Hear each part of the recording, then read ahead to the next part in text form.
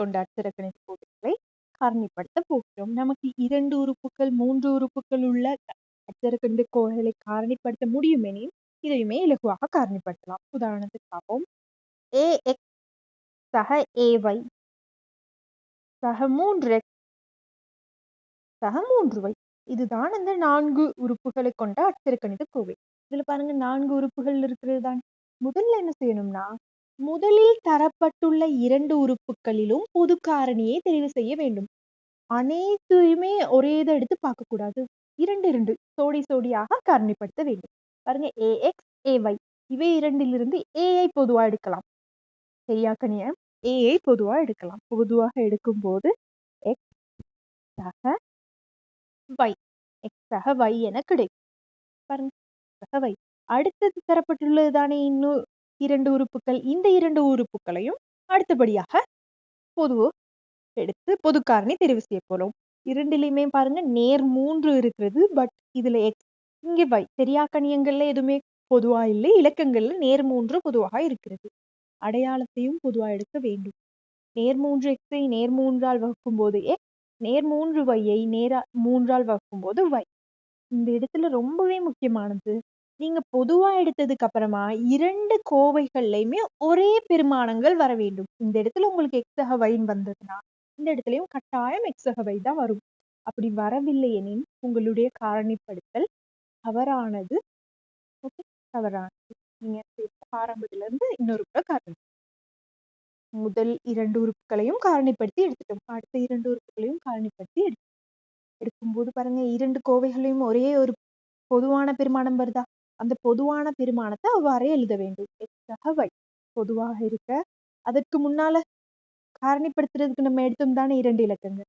a சக 3 a சக 3. கவனம் பாருங்க 2 கோவைகளையும் ஒரே பெருமானம், அதை பொதுவாக எழுதிவிட்டு அதற்கு முன்னால மிகுதியாக இருக்கிற பெருமானங்கள் ஏயும் சக 3 அதனை இன்னொரு கோவையில் எழுதி 4 உறுப்புகளை கொண்ட அட்சர கணித கோவையை காரணிப்படுத்தி முடித்து விட்டோம்.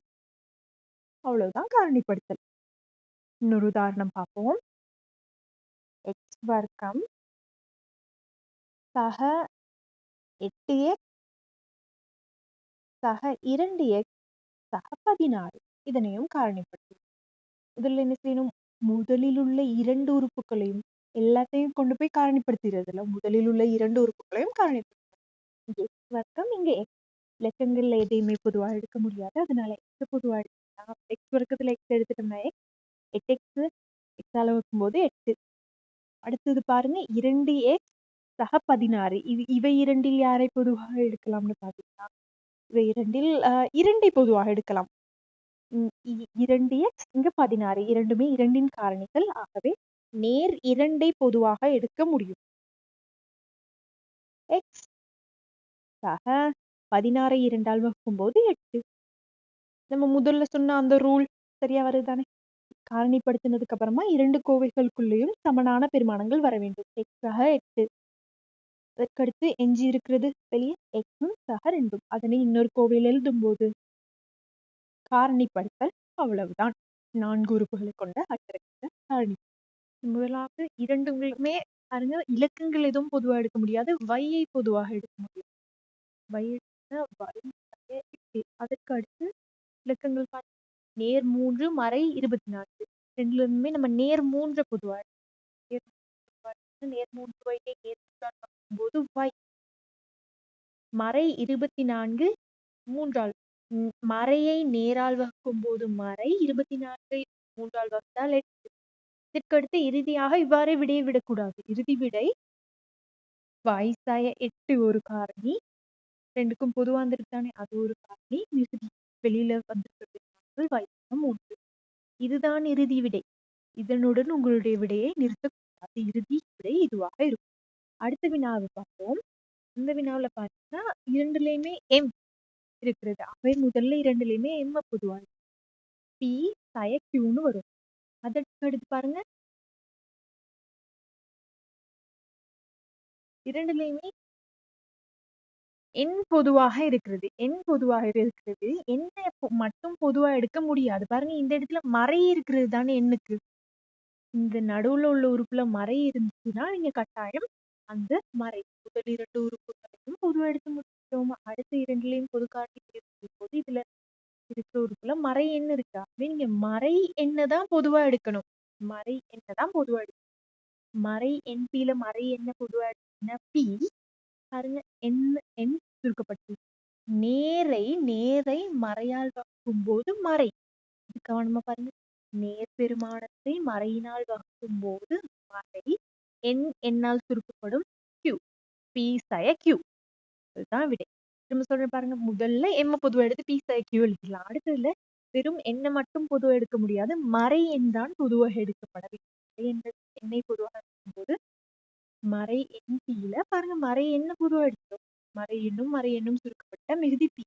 அடுத்தது நேர் எண் Qல மறை எண் முதல்ல அடையாளத்தை சுருக்கும். நேரை இந்த இடத்துல நேர் பெருமானத்தை மறையினால் வகுக்கும்போது நேர் வகுத்தல் மறை மறை. நேரை மறையால் வகுக்கும்போது மறை. எண் Qல பாருங்க என்ன பொதுவா எடுத்துட்டோம். ஆகவே இந்த எண் இல்லாம போயிடுச்சு. Q மாத்திரம் இருக்கும். Q மாத்திரம் இருக்கும். இதுக்கு அடுத்தபடியா 2 கோவைகளுக்குள்ளேயும் சமனான பெருமானங்கள் வந்திருக்கா? இங்கேயும் P சய Q, இங்கேயும் P சய Q. இறுதி விடை P சய Q. இரண்டுலயுமே வெவ்வேறு விடைகள் வந்தா பிழை. திரும்ப செய்யும். ரெண்டுலயுமே சரியான வந்திருக்கு. P சய Q வெளியில பொது காரணிகளாக செய்யப்பட்ட M சய N. M சய N காரணிப்படுத்துதல். முதல்ல இரண்டுலயுமே பொதுவா இருக்கிறது பார்த்தீங்கன்னா B பொதுவாக எடுக்க முடியும். பொதுவாக B சக 5 என வரும். அதுக்கு அடுத்து பாருங்க மறை 2B மறை 10. இதுல மறை இருக்கிறோ இல்லையோ அது நமக்கு பிரச்சனை இல்லை. இந்த 3வது உறுப்புல மறை பெருமானம் இருந்தா நீங்க மறையதான் பொதுவா எடுக்கணும். மறை இரண்டுமே 2இன் மடங்குகளாக இருக்கிறதாக 2 பொதுவா. மறை 2B மறை போது B மறைய மறையால வகுத்தால் நேர் 10ஐ 2ஆல் வகுத்தால் 5. மறையை மறையால் வகுத்தால் ஒரே அடையாளத்தில் வகுக்கப்படும் போது நேர். மறையை மறையால் வகுத்தால் நேர் 5. அதுக்கு அடுத்து பாருங்க 2 பிராக்கெட்குள்ளேயும் ஒரே பெருமானம் வருது. எஞ்சிய காரணிகள் B சய 2. இதுதான் காரணம். இந்த இடத்துல முக்கியமா நம்ம கவனிக்க வேண்டியது இந்த 3வது உறுப்புல மறை இருந்தா கட்டாயம் அந்த இடத்துல மறை பெருமானம் தான் பொதுவாக எடுக்க வேண்டும். y வர்க்கம் சய 7y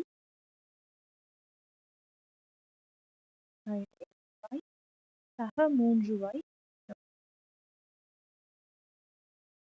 y வர்க்கம் சய 7y சய 2y சக 14 இதுதான். இதனை காரணிப்படுத்த போகிறோம். முதல் 2 உறுப்புகள்ல காரணிப்படுத்த y சய 7. அதற்கு அடுத்தது பாருங்க இரண்டுமே 2இன் மடங்குகளாக இருக்கிறது. ஆனா 3வது உறுப்புல நமக்கு ஒரு மறை இருக்கிறது தானே. ஆகவே மறை 2 தான் பொதுவாக எடுக்க வேண்டும். இது ரொம்பவே முக்கியமானது. 3வது உறுப்புல மறை இருந்தால் 4வது உறுப்புல மறை இருக்கிறதோ இல்லையோ அது நமக்கு பிரச்சனை. கட்டாயம் மறைதான் பொதுவாக எடுக்க வேண்டும். மறை 2வையை மறை 2வையால் சுருக்கும் போது 2 நேரை மறையால் வகுக்கும் போது அடையாளத்துக்கும் அதுக்கு வகுப்பும் அதுக்கு தெரியாத வகுக்கும். நேரை மறையால் வகுக்கும் போது மறை 14ஐ 2ஆல் வகுக்கும் போது 7. பாருங்க 2 பிராக்கெட்குள்ளேயும் ஒரே மாதிரி பெருமானங்கள்.